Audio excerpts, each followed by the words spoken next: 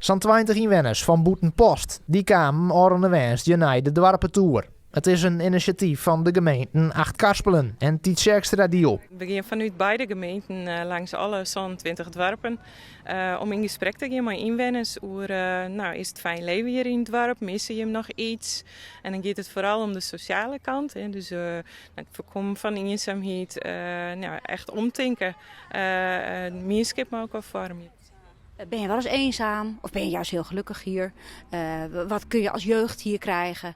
En dat vooral. En we hopen daarmee heel veel informatie op te kunnen halen.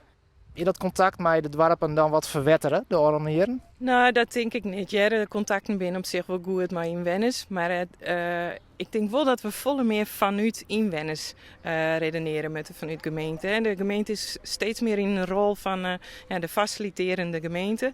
Dus dan moet je wel weten wat er in het dorpen speelt en wat er nodig is. Deze week binnen de gemeenten begon met de dwarpentour. De komende tijd zullen ze dus nog een soort dwarpen een bezoek te brengen. Voor de zomervakantie zijn we overal geweest.